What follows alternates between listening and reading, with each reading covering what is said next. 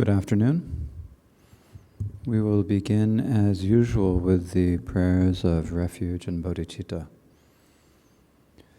O sanje chedan tsoge chonam la chancho pardo dane chapsum je dage jinso ge besunam je rola penjir Sanje drobar sho sangye chedan tsoge chonam la chancho pardo dane chapsum che dage jinso gibe sunam jirola penjir sanje drobar sho sangye chedan tsoge chonam la chancho pardo dane chapsum che dage jinso gibe sunam jirola penjir Sanje drobar sho until enlightenment I go for refuge to the Buddha, Dharma, and the sublime Sangha. By the merit of being generous and so forth, may I become a Buddha to help beings until enlightenment I go for refuge to the Buddha, Dharma, and the sublime Sangha. By the merit of being generous and so forth, may I become a Buddha to help beings until enlightenment I go for refuge to the Buddha, Dharma, and the sublime Sangha.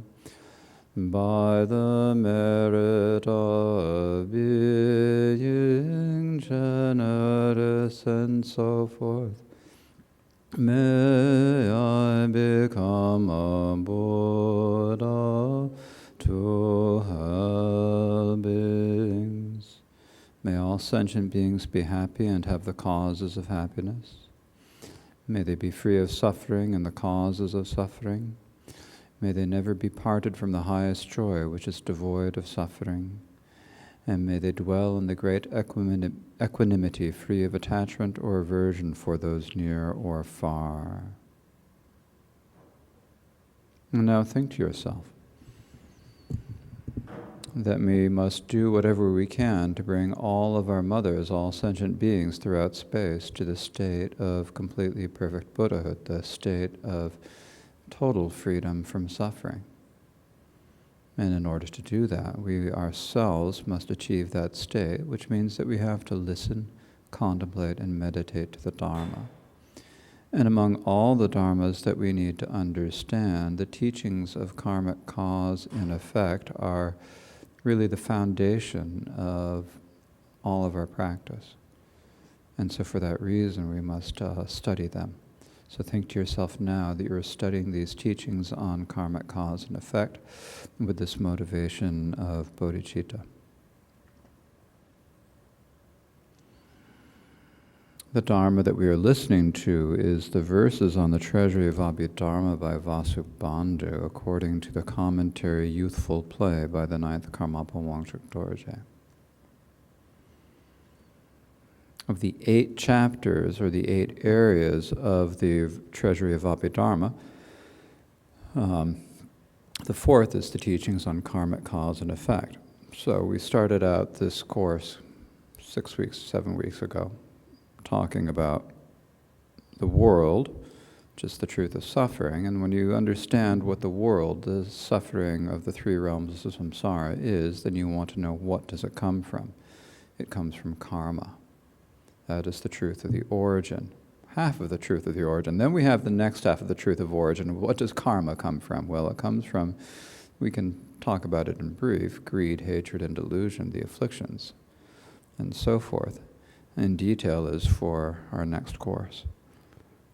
In any case, karmic cause and effect is thinking about how did we get where we are, but more importantly, thinking about what can we do to take control of where we are, where we're going. So we understand that actions have cause, that actions are causes that produce results, and those results might happen a long time in the future. If we understand that, then we're careful about our actions. And if we are careful about our actions, then our minds become more peaceful. If our minds become more peaceful, then we can look and see their nature more easily. So it's important for us to understand this. Furthermore, it's also important for us to realize that unless we do something now while we have the opportunity, we will not be able to later. As human life is short. The chances of being born a human are minuscule if you leave it up to chance. Less than minuscule, infinitesimal. Just looking at the beings that we can somehow count or that estimate on this world, we'd say that there are probably billions of animals for every single human. And even among humans, most don't have the opportunity to even come into contact with the Dharma. And of those who come into contact with the Dharma, for quite a number of them, it's merely just something that you do out of custom and not something that you actually practice. Or, for others, it is merely something that you do like getting a massage to make yourself feel good. So to really come into contact with the Dharma and have the wish to study and practice the Dharma is incredibly rare. And now that we have this opportunity, we have to use it to the best of our chances, the best of our abilities. Otherwise, who knows what's going to come next? Fortunately, if we take control of our lives, if we take control over our actions, then we can have a much better chance of coming back human next time.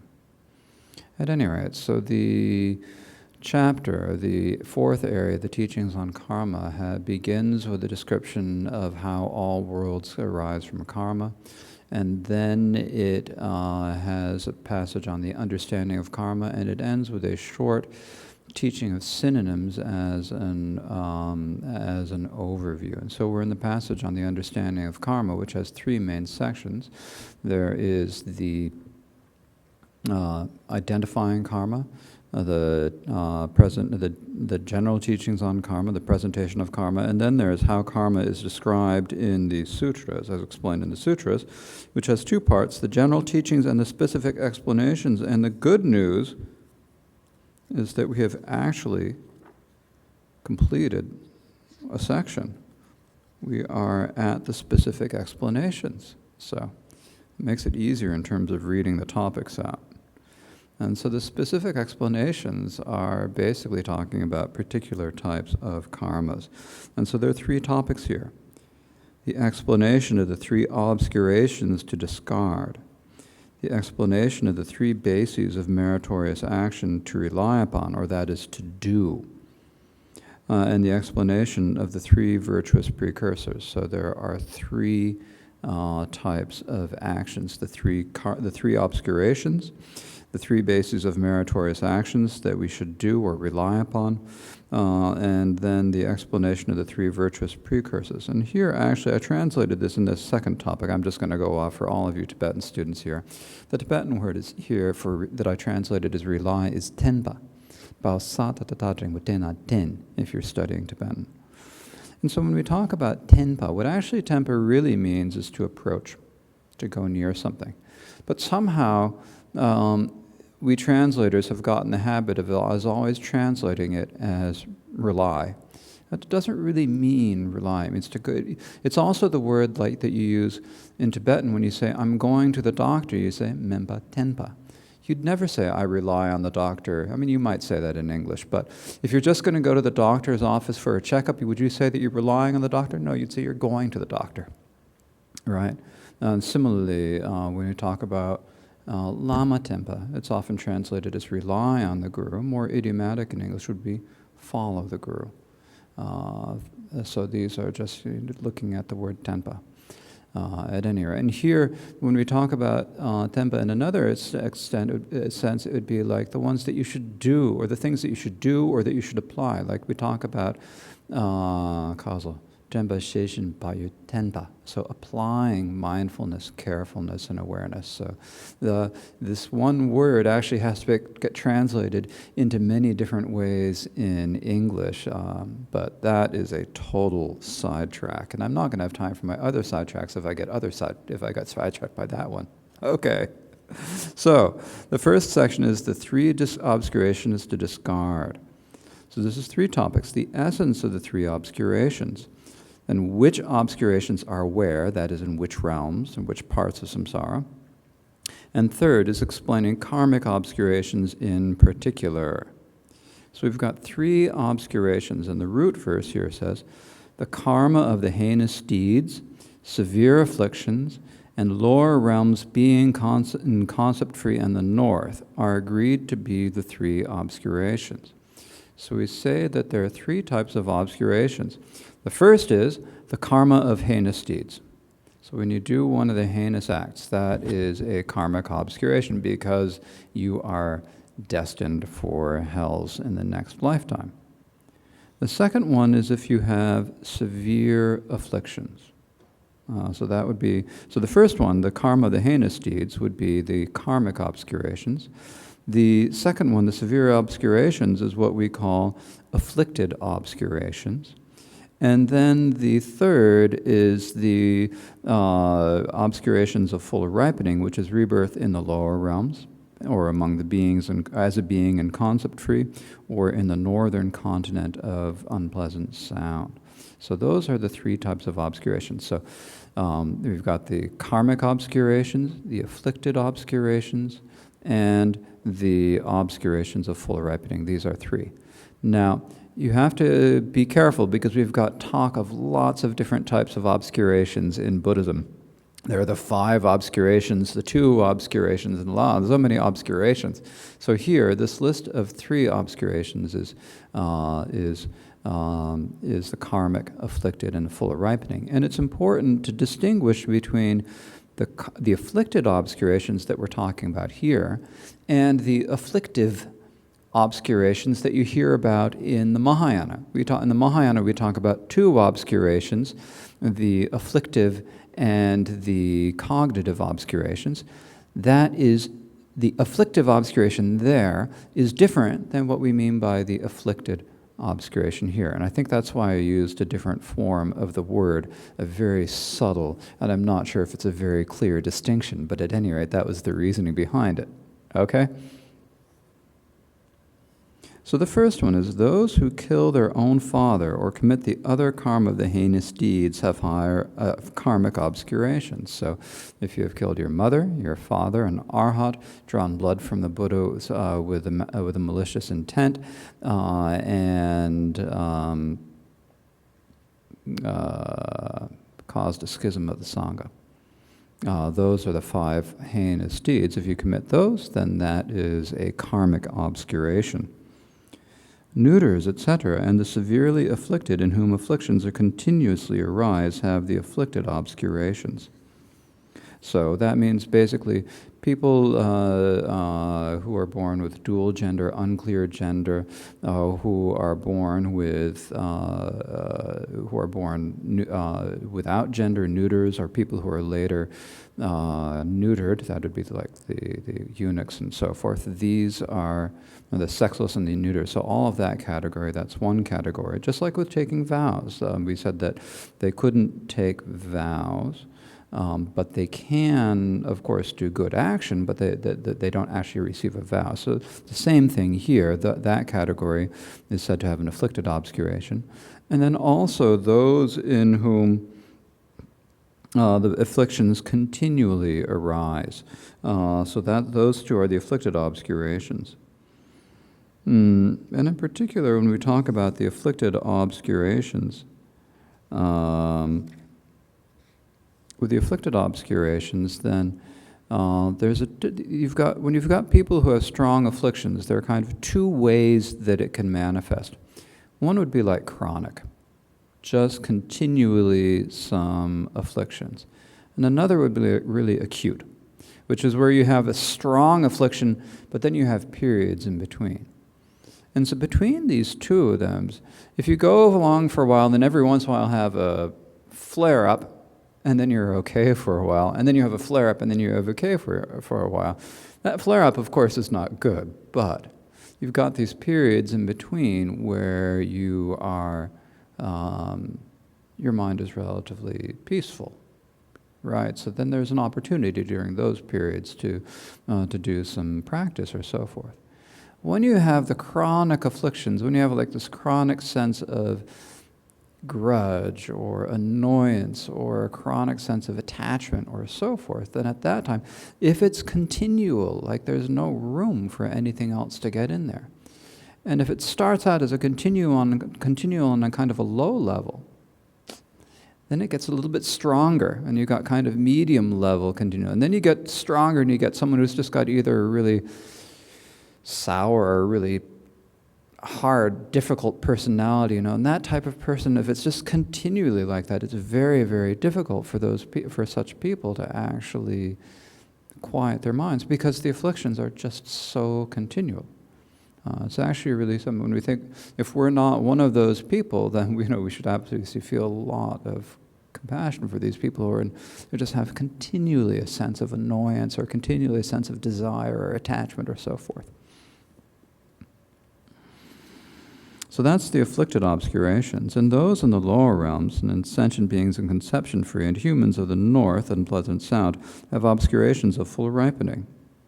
So if you are born in the lower realms, or if you're born in the realm of the concept-free, where you have no mind or mental factors and you're just basically zoned out, and if you were born in the northern unpleasant sound, then it's just really difficult to practice the Dharma. Animals, because they haven't got the stability of mind, nor have they got the prajna to do it. The unpleasant in northern unpleasant sound, they just naturally are.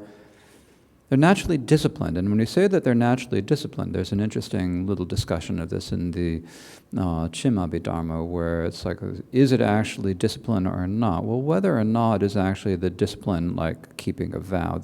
Obviously they can't keep vows, so on that level we say that in the northern unpleasant sound there's no real discipline. On the other hand, they're naturally peaceful and calm and don't engage in bad deeds, and so in that sense you can say that they do have discipline. So it's discipline, but it's not vow discipline.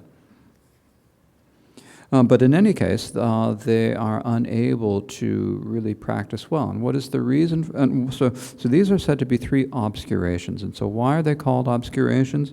It's because these three obscure the Aryan paths. They agreed to be the three obscurations. So these three, if you have these three obscurations, you cannot achieve the noble paths, nor can you achieve that which the preparation for the noble paths, which is the path of joining.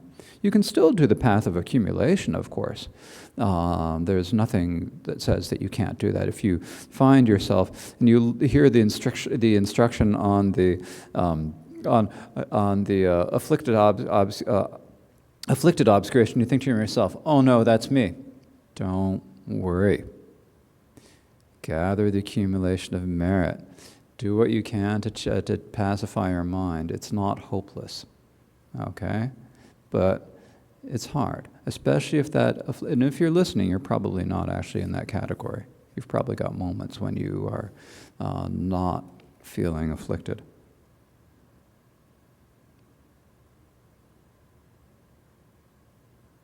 Well then, the karma that definitely ripens in places with no leisure, such as the two lower realms, the first two modes of birth, that is the birth from an egg and birth from heat and moisture, and so forth, should also be a karmic obscuration, you say. Because the people who are born from those places also don't have much of an opportunity. And here, it should not. And the reason is, when we talk about the karmic obscurations, of course there are people who are born, there are beings who are born in karmic situations where they have no chance of achieving the noble paths, and there's karma, and so the karma that would cause rebirth in those places ought to be considered a karmic obscuration, you might think. But it's not quite so, and the reason why it's not is that there's the basis and the result, wander, and the birth in the individual. When you're talking about the karma of the heinous deeds, actually here there is a mistake in this translation in this line. I just realized this looking at it this morning. You've got the basis as one. You've got the 5 causes of the basis, result, wanderer, birth, and individual. Those are 5, right? And wanderer here should actually be more like destination.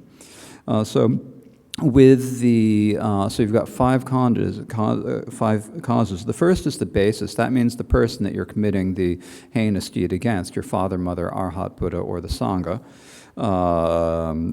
The result, which is birth in hell, the wanderer or the migration or the destination is like hell is easy to point out. Birth is also, it's kind of similar. Birth is like actually taking, I can't remember exactly what birth is, so I'm not going to explain that. And then the individual, it's easy to point out an individual and say, that is a patricide, that is someone who killed their mother, that is someone who killed their father, that is someone who drew blood from the Buddha with malicious intent. So it's easy to point them out. Whereas when you talk about other people, people who've done other karma that might cause rebirth in hell, such as people who have murdered and so forth, and strangled people and so forth. People like that, yes, they are most likely going to be reborn in hell, but it's not as easy to kind of define the causes as it is with the heinous deeds. And so therefore, the heinous deeds are presented as the karmic obscurations. So it's easy to label it conventionally. So only heinous karma is taught and the others are not. This means that heinous karmas are taught because they're extremely powerful and the most important. So they're very powerful and the strongest deeds. And so that is why they are presented as karmic obscurations, whereas maybe having a wrong vow such as being a butcher or something like that would not have that same effect. So actually here, so on the one hand, we look at this and we think, well, in this way, these karmic obscurations must be the worst of the obscurations, right? Actually, they're not.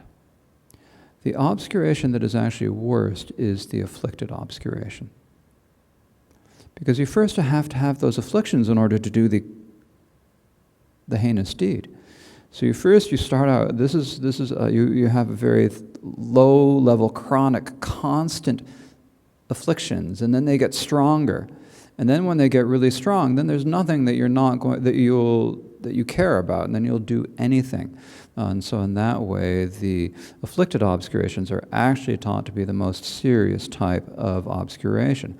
They also are the hardest to overcome because our attachments are mental habits which will then keep with us from lifetime to lifetime if we don't do anything about them. So it might take 2 or 3 lifetimes before you or even longer, before you are able to actually overcome your afflicted obscuration. So this is why the afflicted obscurations are said to be actually the most powerful. Now, the next most powerful is actually the heinous, the karma of the heinous deeds, the karmic obscurations, because those take the entire next lifetime to get to overcome. You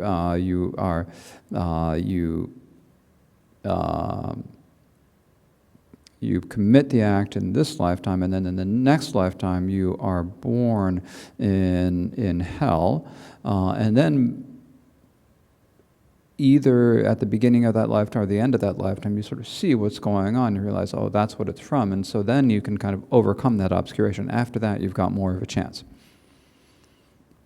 the obscurations of full ripening are different in that it's just kind of the places that you were born. So it's not actually, I mean, in your next birth, you may well be fine. If you are born in, even if you're born in the concept-free absorption and do nothing for a long time, there's still a chance that you might have done enough good karma in the lifetime where you achieved that dhyana, where you might have had enough karma that would bring you back to the human realm where you'd have an opportunity to practice the noble path and achieve, practice the Buddhist path and achieve the noble states.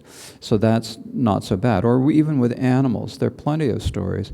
One of my favorite stories, I don't know if I've mentioned it, and I almost wish I'd taken notes when I did all this reading years ago. There's a story about the frogs in the river Ganges who saw the Buddha crossing the river, felt faith, died, and reborn humans and became monks and nuns.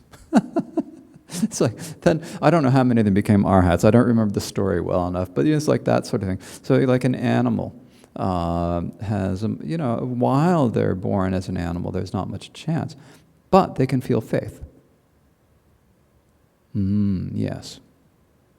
Yes, like King Ajatashatru's elephant, great elephant. But we'll get to him in a few moments. The heinous deeds are in 3 lands, so it's on the 3 continents of the eastern superior body, southern rose apple land, and western bountiful cow that there are heinous deeds. The sexless and so forth do not. So those, the sexless, neuters, hermaphrodites, and so forth, do not have the heinous deeds. They cannot commit the heinous deeds. The reasons come up a little bit later. So first of all, the heinous deeds are found in the 3 lands or continents, but because they are not found in northern unpleasant sound or among other wanderers, what need is there to mention other realms? So it's only humans in the 3 realms. The gods don't do it because they're being born in the higher realms. They have greater virtue. They have less propensity to do harmful deeds, and so they're not going to do these actions. In northern unpleasant sound, we spoke about that. Among the animals, then they. Of course, there are animals that kill their fathers and mothers. They eat their fathers and mothers. They will eat their children. Some of them, they'll do anything. You can find lots of these among the animals. But animals haven't got the same opportunities that humans do.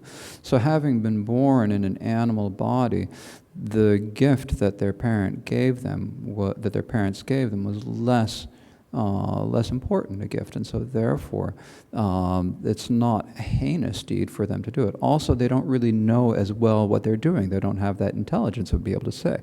So for the animals, it's not a heinous deed. And similarly among the hungry ghosts and the hells. Of course, the hungry ghosts and the hells are both born miraculously, so they don't have any parents they could kill anyways, and then I don't know if they'd recognize an arhat if they saw one. Hopefully they would. Okay.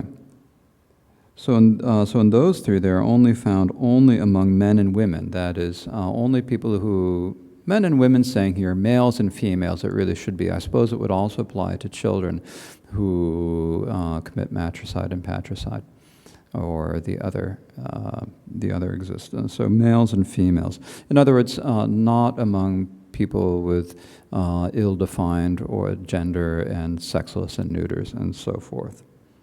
So the sexless and so forth, neuters and hermaphrodites, do not have them.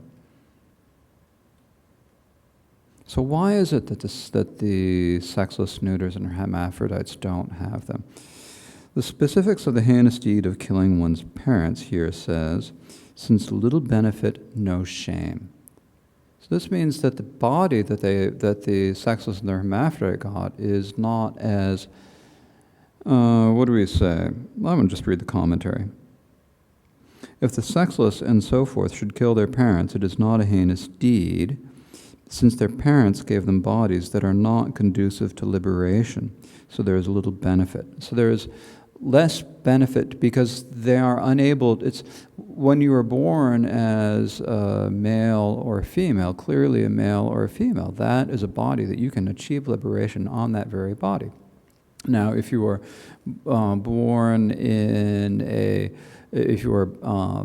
another situation where it's unclear what you are, then which gender, then it's difficult, as we have spoken about, it's difficult for them, according to the Great Exposition teachings, to achieve the results. So therefore, there's little benefit.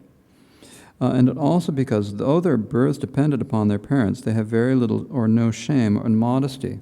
Now here there's an interesting discussion in the auto commentary about how also, in a sense, the parents often are less kind to those children who have the unclear sexual characteristics. Now, I'm sure this doesn't apply to all. There are many parents who have children who, parents who have children who have, how am I going to say this clearly?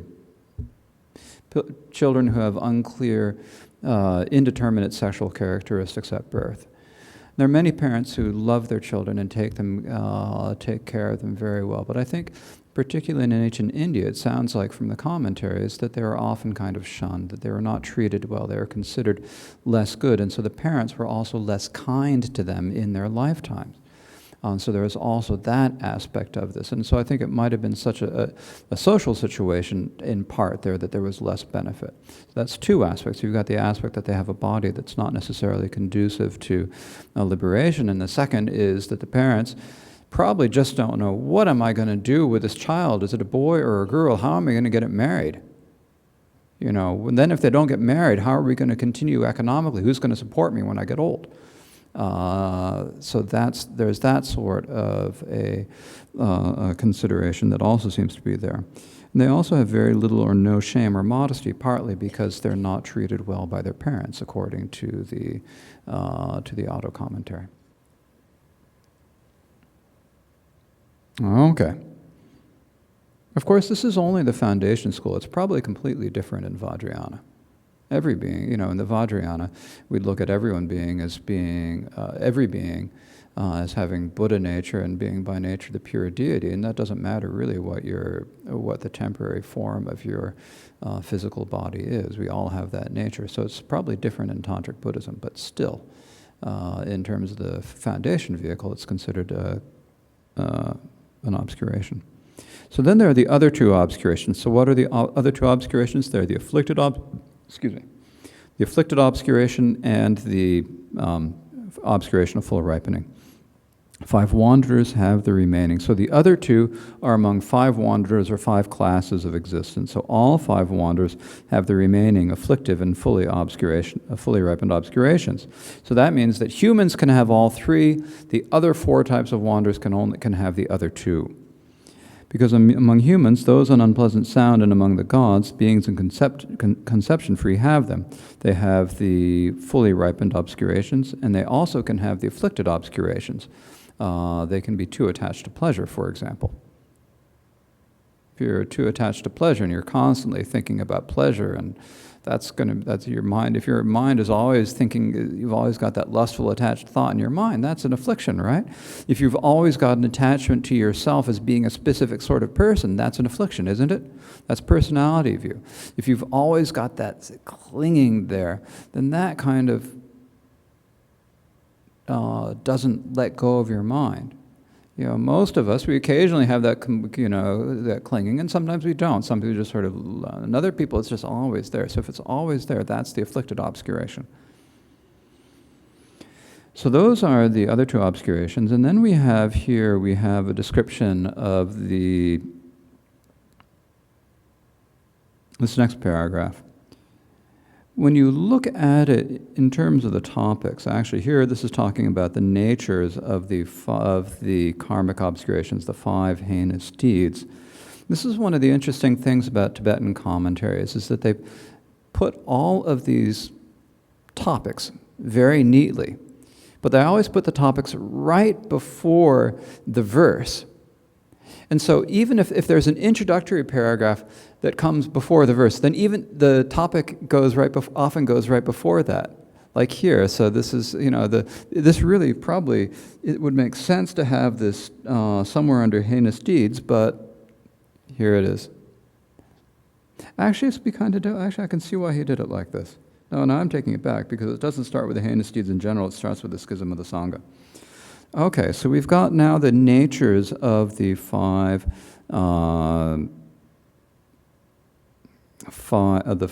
heinous acts. Killing an arhat, or killing one's father or mother, is the karmic path of taking life. So those three, the matricide, patricide, and killing an arhat, are taking life. That's easy to understand. Drawing blood from the Tathagata with harmful intent is the preparation for taking life. When Devadatta tried to kill the Buddha, he didn't actually do it, so he had the preparation. He couldn't actually complete it, so he had the preparations for it, but not the actual karmic path, so therefore he had the preparations, but not the actual path. And creating a schism in the Sangha is the karmic path of lying. So here when we talk about the five these five heinous acts, the reason why they're called, the term for these in Sanskrit, in Tibetan, anantara, barchime, kazo, samme, wrong. Literally, anantara or tsamme means that there's no gap. And what we mean, so what that means, when you say that there's no gap, what it means is that once you have committed this action, then no other karmic action can ripen before this one. No other karmic action can ripen as rebirth before this one ripens. So no other act that you do can get in between you and the ripening of this action, essentially. And so in this way, because that's very strong, there is, since it's a very strong action, we'd say that that's the worst of the actions. So in English, it's a difficult word to translate. So I just went with heinous, which sounds like bad, and other translators go with that. Others say acts with immediate consequence. Well, the actual consequence is not necessarily immediate. There's a little bit of a gap between the time. I mean, it might be a short gap, but there is a gap between the time when you commit the act and the ripening of the act. Maybe it's a day, maybe it's a few years, maybe it's, however long. At any rate, there's a gap. So it's not necessarily immediate, but of course I understand why the translators choose that term. I'm not necessarily criticizing. It's also a very long word.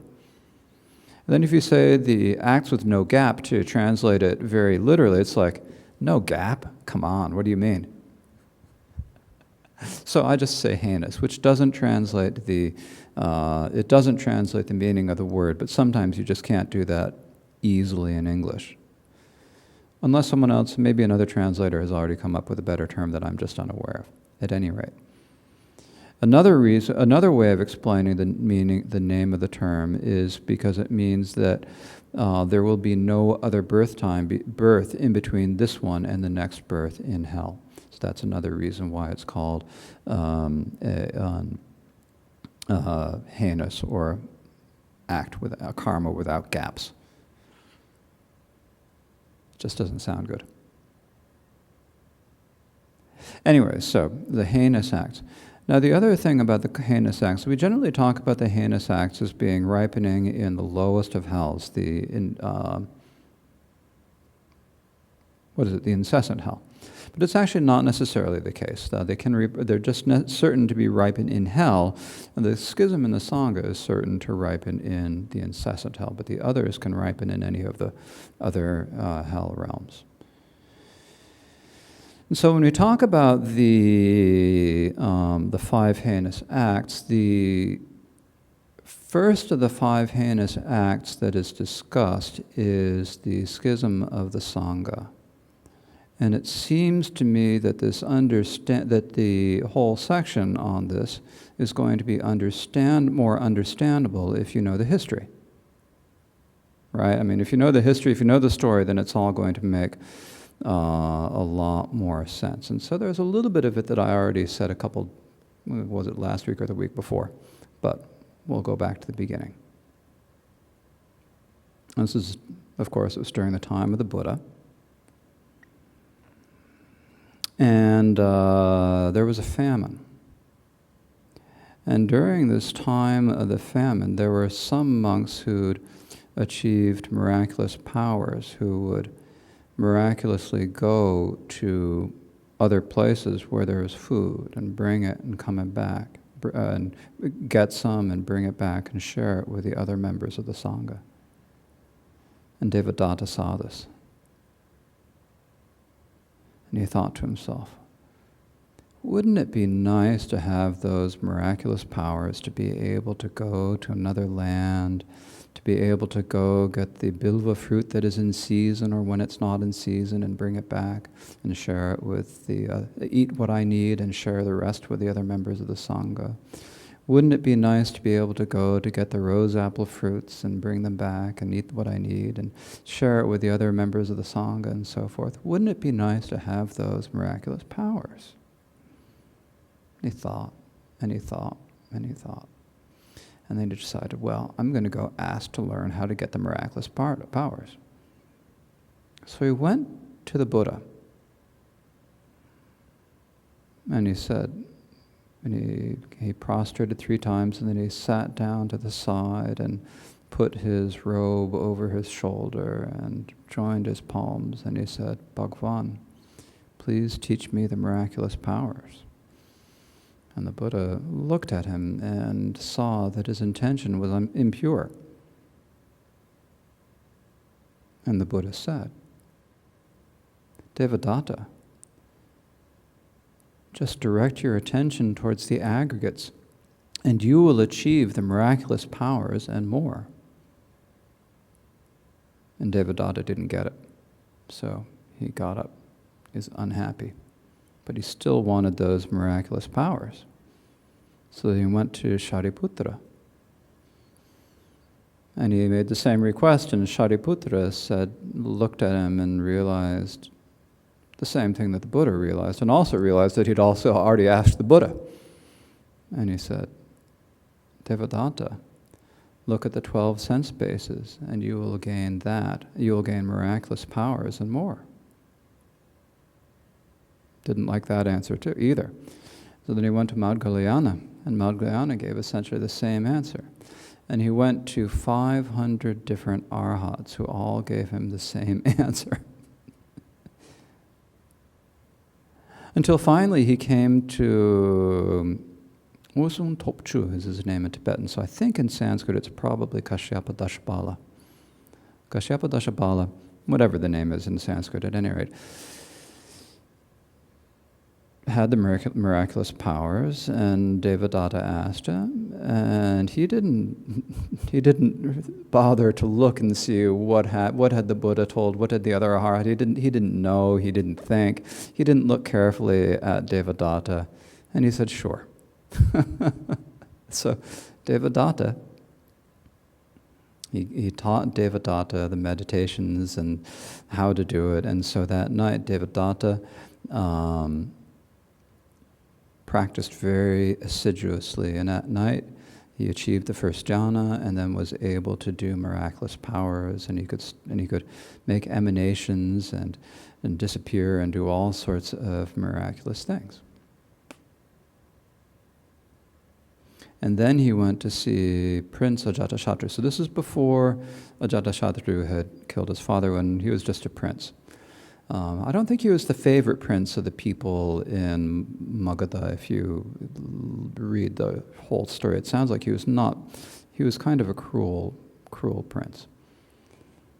And so Devadatta went to see Ajatashatru, and he would go in through the door and out through the window, in through the window, out through the door.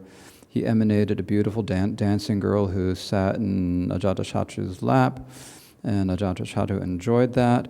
And then gradually, Ajatashatru thought to himself, what a powerful bhikshu. What a great guy. This is like, he's something. And Devadatta was, pretty chuffed about that. He was pretty happy about that. So he gained some influence over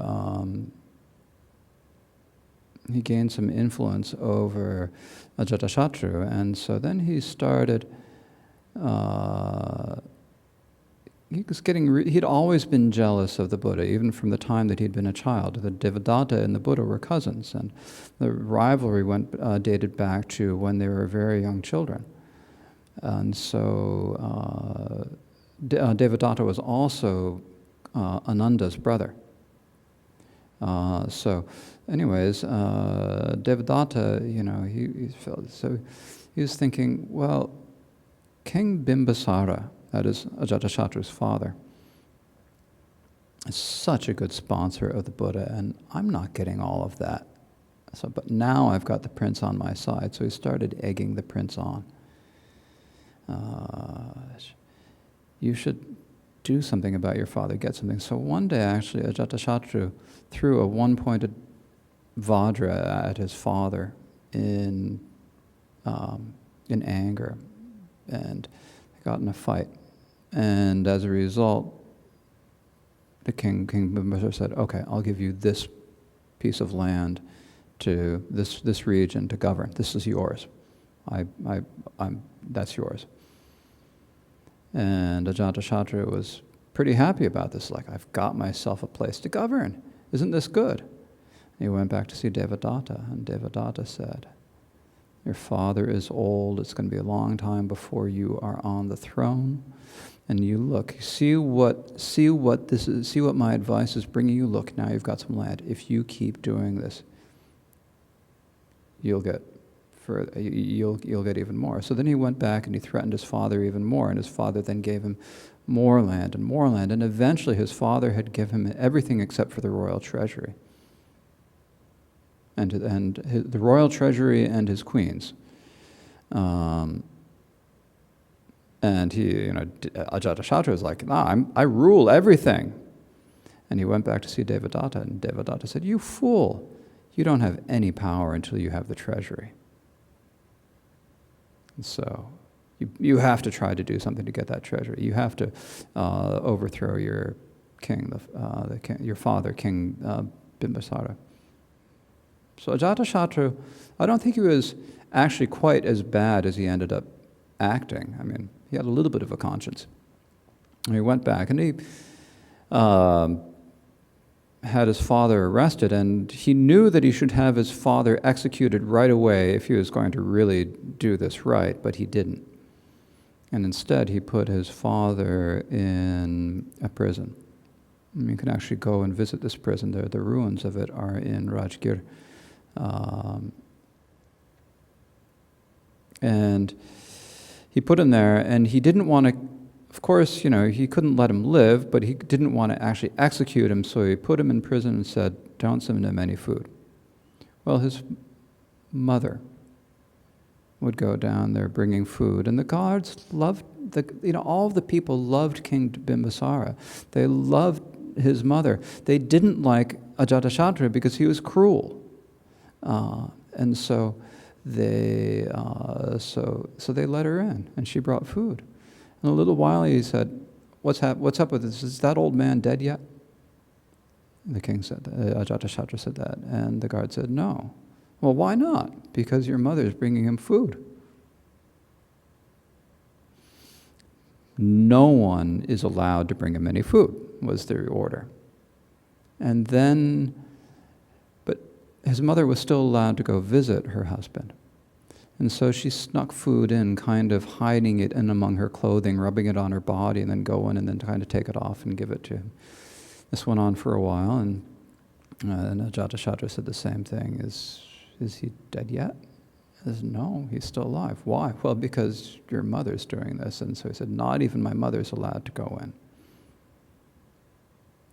And then, so then the Buddha Bhagavan knew what was happening because, of course, he's omniscient. He knows what people need and so forth. And so he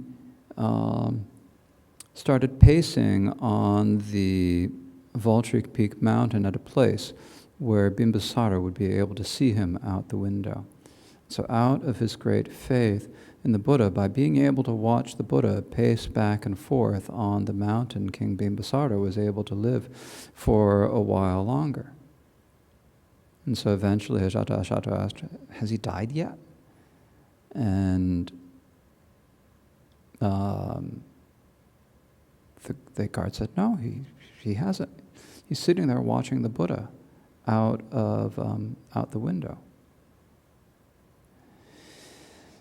And then Ajatasattu had them seal the window and slice the soles of the king's feet with a razor so that he couldn't stand.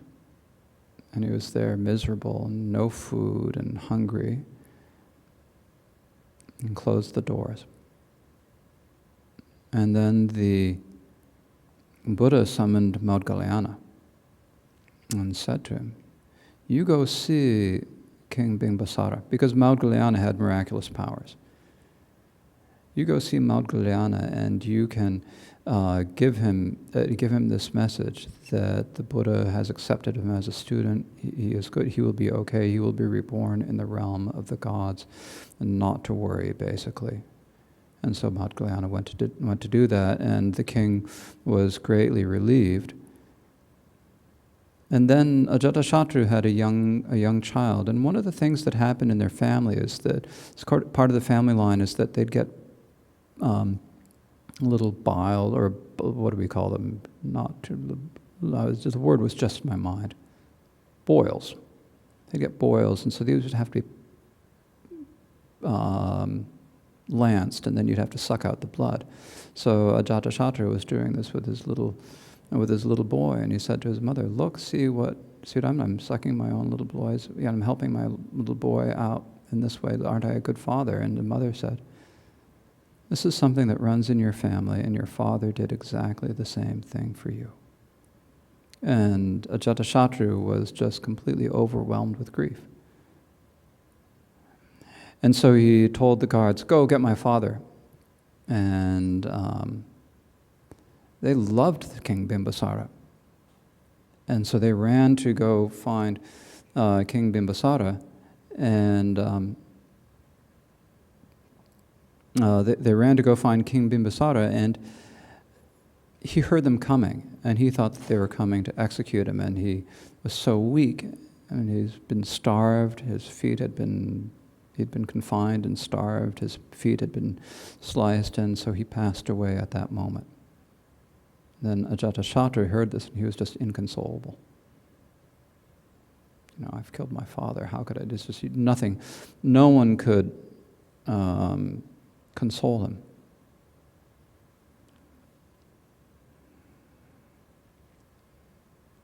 And then Devadatta came by, and by this time Devadatta, he'd gotten a group of four other bhikshus, Kokalika, Samudradatta, Kandadravya, and the last one's name is hard to pronounce, and I can't remember it. So 4 other bhikshus. They'd kind of like his sidekicks, for lack of a better word.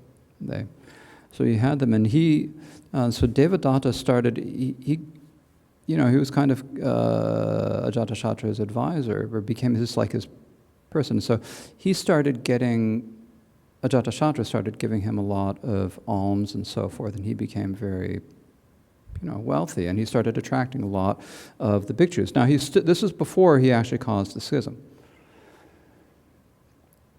And then he thought to himself, I have to do something to get this Gautama. And so he thought, what can I do? So he thought, I'm going to get some. He found there were some merchants coming by, and the merchants actually had some, I think they were catapults. I'm not exactly certain, but it seemed like catapults. So he paid them a lot of money, and they got the catapults, and they put them over on the top of Vulture Peak Mountain, where they could fire rocks down to where the Buddha was. And there had been many bhikshus around the Buddha, and the Buddha thought to himself, this is my karma. In the past I have done something. This is the ripening of karma is unfailing and will occur to me, but it doesn't have to happen to these bhikshus. So he sent all the bhikshus away. And then Devadatta, first he had the merchant, that's right.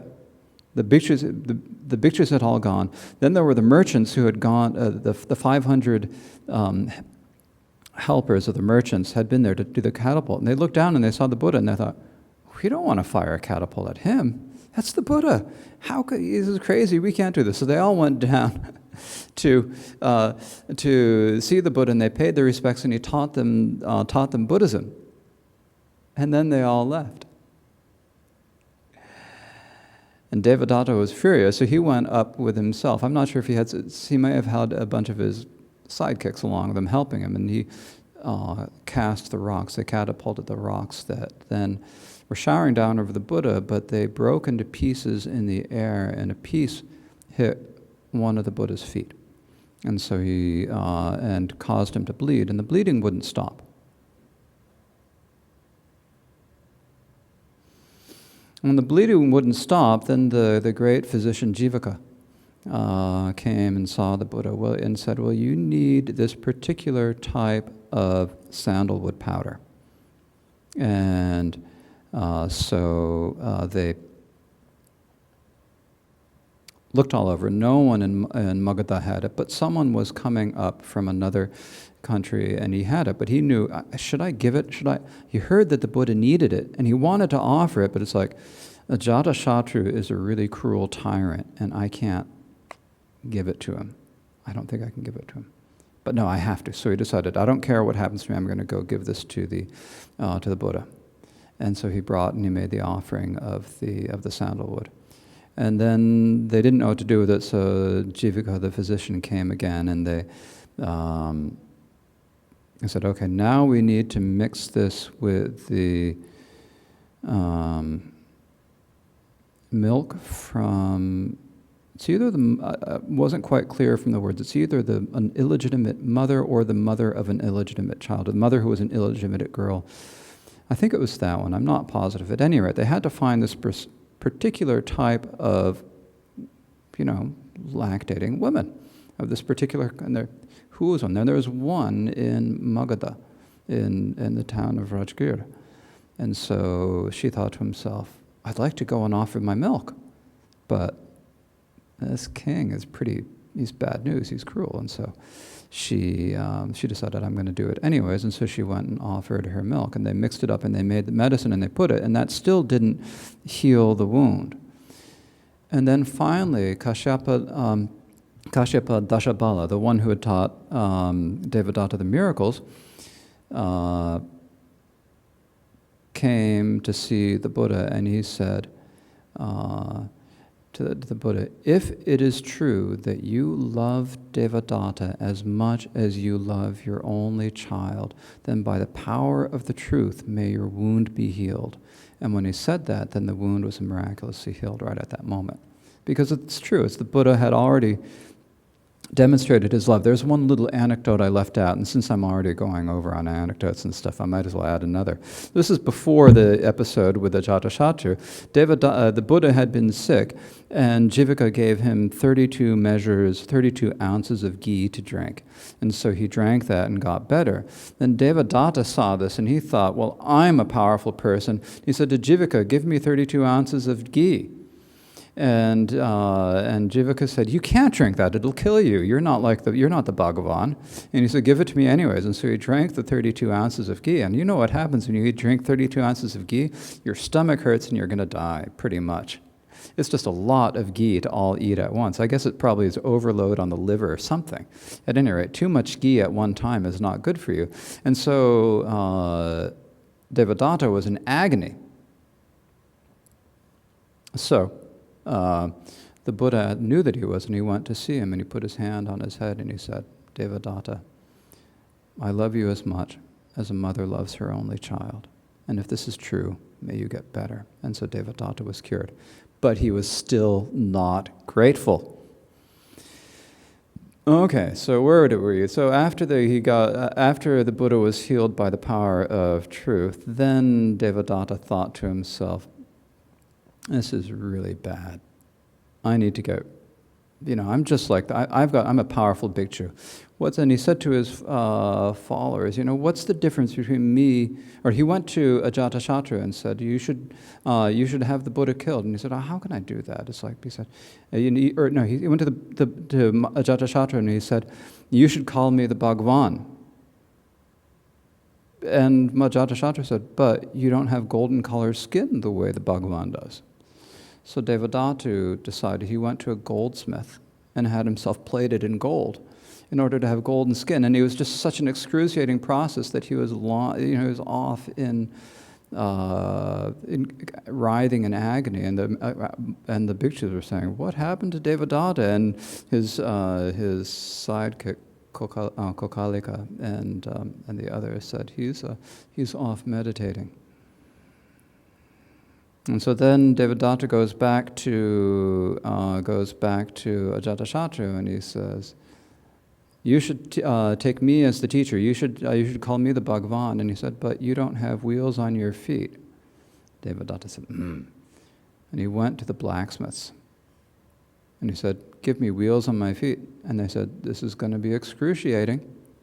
He said, I don't care. I'm a strong person. I can put up with it. So they knew it was going to be really powerful. So they built a brick wall, and they put his feet sticking through the brick wall and then bricked them in. So they're sticking out so that he couldn't move. And they took the brand and they branded wheels on the soles of his feet. And it was just utter agony. And he went off and he was crying in agony and so forth. And then the bhikshus said, where did a Devadatta go? And his friend said, he's off meditating, basically. And then Devadatta was stewing and thinking, this Gautama, I've been trying, I've got to do something else. And so he can, so the king, Ajatashatru, had this bull elephant, a really strong bull elephant who was also not tamed. And when the elephant would go out, he'd rampage through the town and trample people. And so finally the people of Rajgir convinced Ajatashatru to please keep your elephant chained down. And so he finally agreed, and he had his elephant chained down. And after this, then one of the householders in Rajgir went up to see the Buddha and said to the Buddha, well, would you please come to my house for lunch tomorrow? And the Buddha accepted. So he, as usual, the way the Buddha would accept is the person would make the request, and the Buddha would indicate his assent by saying nothing. He remained silent. And then the person would understand, because of his remaining silent, that he had accepted the request. And so, delighted, the householder went back and started to prepare the food. And Devadatta heard that the Buddha and his Sangha were going to this householder's for lunch the next day, and he went to see Ajatashatru and said, you have to let your elephant out. You have to let that rampaging elephant out tomorrow when the Buddha's going. And Ajatashatru was unable to say no to Devadatta, so he agreed. And he told the elephant tamer, and the elephant tamer knew this was a bad idea, and the word got out in town, and they said, no one go out tomorrow, that elephant is being let loose. And the householder heard this. So he went to the Buddha and he said, they're going to let the elephant loose tomorrow. Are you still coming for lunch, basically? You better not come. I don't want to see you trampled. And the Buddha said, don't worry, I will come for lunch. And something about how the Buddha said it really reassured this householder. So he again was filled with delight. He went and he prepared delicious food of many different kinds and got ready to serve the Buddha and his Sangha. So the Buddha went down into Rajgir, and as they went into Rajgir, then of course the elephant was let out. And the elephant came rampaging through the streets, and the 500 bhikshus were just terrified for their lives, because this is an elephant who'd already killed many people. And the Buddha, because of his great power, was able to emanate 5 lions that then stopped the elephant And then he emanated fire, and the elephant had nowhere to go. The only place where he could see cool, thin relief was at the feet of the Buddha. And it came to the Buddha, and it bowed down before the Buddha. And the Buddha said to the elephant, calling it by its name, which I don't remember in Sanskrit. I don't even remember it in Tibetan either, I'm sorry. He called the elephant by the name and said, you have spent so many lifetimes as an animal, and because of your actions in this lifetime, you're just going to fall into the hell realms. And the elephant realized that and became tamed at that very moment. So the Buddha tamed that elephant, and so then it was just a tame elephant, and the Buddha went off and had the delicious meal at the householder's house, and Ajatashatru heard about what had happened, and Devadatta came to say to him, and Ajatashatru was angry. He said to him, I had this great bull elephant with which I could have won battles over any of the kings or in any of the surrounding armies, and now I don't. I can't defend my kingdom anymore. So, but still Devadatta had his ways. He was a very persuasive sort of bhikshu. And he had his little group of followers. So things, even after that, at first, in the immediate aftermath of that, the people of Rajgir were extremely upset with Devadatta. But what Devadatta did is he went to a tree outside of town and he sat there as if he were being very peaceful for a long time. And people came by and said, that's Devadatta. He's the one who tried to kill the Buddha and who tried to do all this. How can that, someone who's meditating like that, how can they be such a bad person? And so then they began to support him again. And he still had the support of Ajatashatru. So I better make this long story a bit shorter, otherwise we're going to go way over. Anyways, we're already going over, but it's okay. So what happened next was, or sometime after that, and the stories as they're related, they don't really ever tell you. It's not like histories when you read histories and they say, in 1642 this happened, and then in 1645 this happened. It doesn't go like that. They don't tell you dates. They don't tell you anything about the indication of time. But it was coming up to be summer, and there was a drought, and there was a famine. So it was time to go to do the 3-month rainy retreat. And the Buddha thought, and he thought to himself, in my Sangha, there are now stains of discipline and there are stains of views. There are stains of discipline because of the Bhikshu Nordaden and others committing offenses. There are stains of views. And so therefore, because of that, there will be a schism in my Sangha. This is because of my karma. This is because of acts I've done in the past. The ripening of karma is infallible. When karma ripens, it does not ripen on the element of earth. It does not ripen on the element of water. It does not ripen on the element of air. It does not ripen on the element of fire. It does not ripen on the external elements. It ripens on this on the elements that are considered part of the body themselves and nowhere else. So the Buddha realized that this schism of the Sangha was going to happen. And it was time to get ready for people to go to where they were going to, for the monks and nuns to go to where they were going to spend their rainy season retreats. And he thought, and he realized that if he had taken 500 of his noble Sangha members, that is those who had achieved the path of seeing or meditation, if he'd brought them into Rajgir, that there would be no way there could be a schism in the Sangha. But he realized that it had to happen. So he took 500 of his junior Sangha members, those who hadn't yet realized the truth. And he brought them down into Rajgir, and they stayed in a grove nearby to spend the 3-month summer retreat. And the other members of the Sangha went elsewhere. Shadiputra and Maudgalyana went elsewhere for the rainy season retreat. And when they got down there, the Buddha then told his attendant Ananda, who was also at that point, he had not yet achieved the path of seeing. He was still an ordinary individual. He told Ananda, I'm going to spend the 3 months of retreat in meditation. No one disturb me except to bring me food or when we have to do the Poshada, the Sojong ceremony.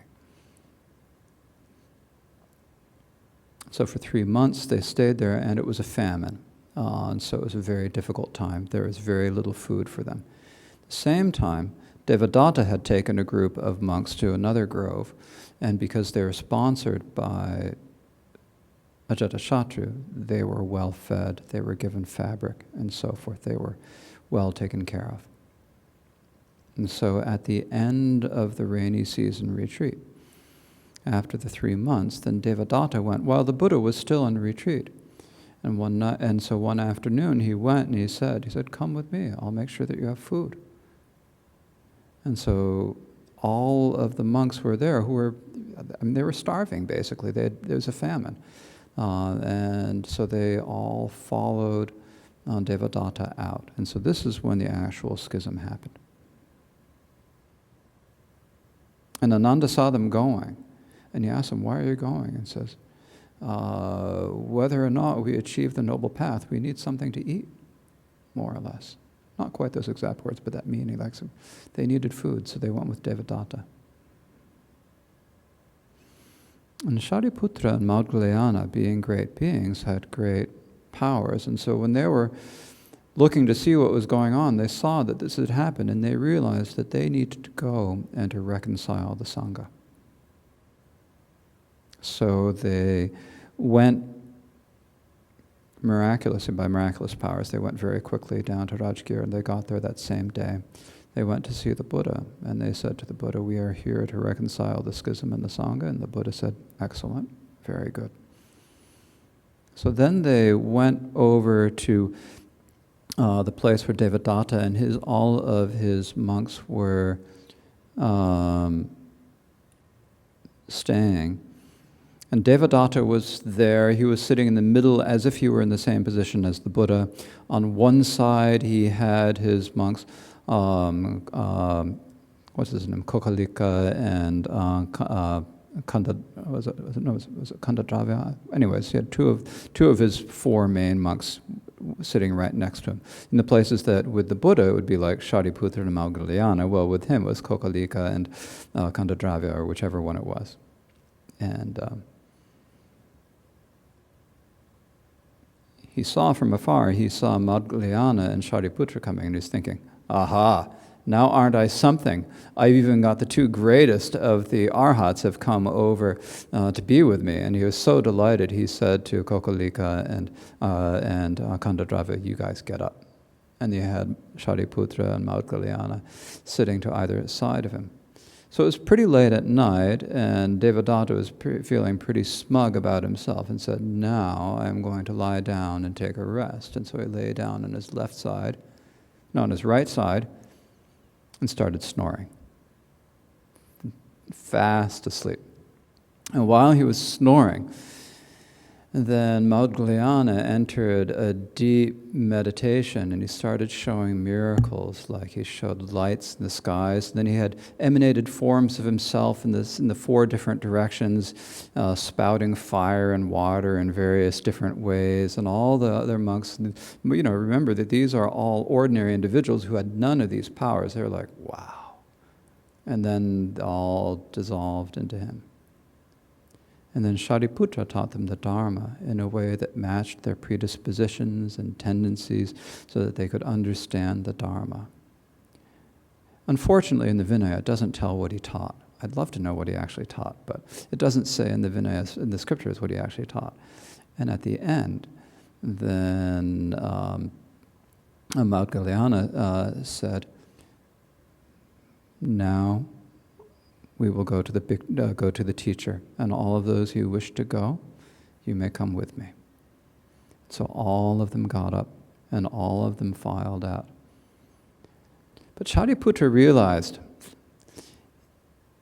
we have to make sure that Devadatta sees this, otherwise he's not going to understand that it's over. So they kind of got Devadatta wake up, and Devadatta was furious. absolutely furious. He was going to chase after them, so they, emanated fire, so that there was no way that Devadatta could get through. And so that was the end of and so they all went back, and so that was the end of the schism. So it basically lasted one night. After this, then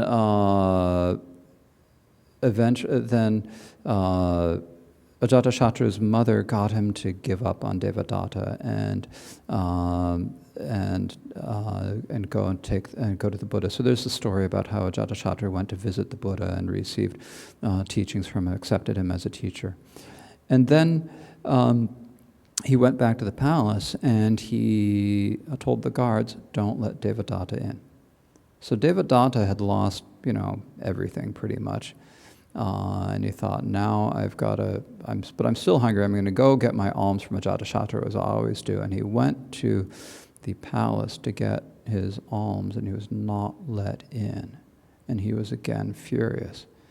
Now at that point, the bhikshunis had been visiting the palace for alms. And there was the bhikshuni Utpalavarna came out, and he assumed that it was she who had told the king not to let him in. So he ran after her, and he was a very strong man, and he punched her and kicked her, and she said, "Please have mercy on me." He said, "You told the king not to let me in." He said, "I had nothing to do with it. It wasn't me. Have mercy." But he didn't. He struck her again and hit something. Struck a vital point. And she knew that she was going to die. So she went back, and she was an arhat already.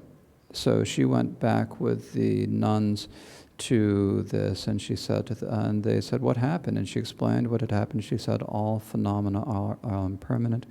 Everything composite is suffering. I am going to enter nirvana without remainder now." And she passed away and went to nirvana. So basically Ajatashatru had committed 3 heinous deeds. He had drawn blood from the Buddha with a malicious intent. He had caused a schism in the Sangha, and he had murdered an arhat. So he'd done all 3 misdeeds. Eventually, there are other adventures. He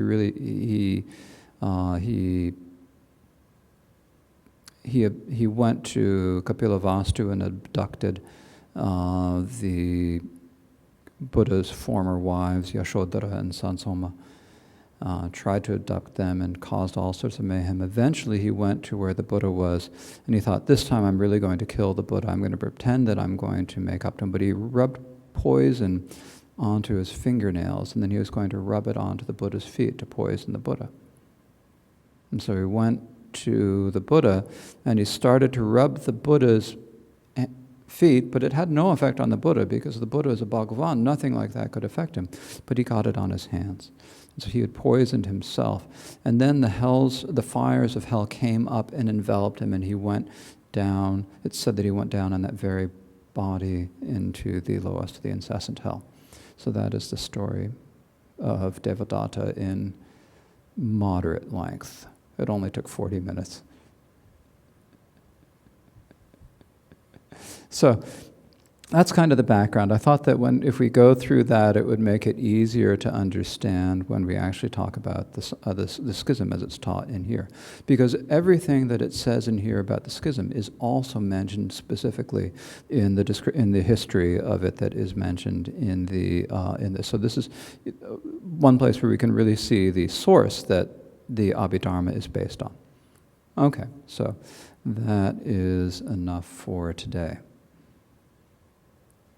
So let's please dedicate the merit of teaching and listening to the Dharma to the benefit of all sentient beings, that they may be free of all obscurations, karmic afflicted, and full ripening, and swiftly achieve the state of Buddhahood.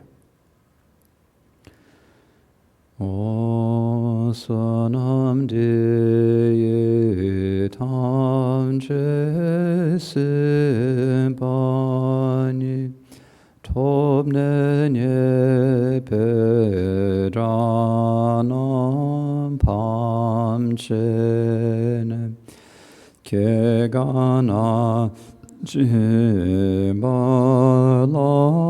Trubai Sipetsole Drowa Drowa Sho. Thank you.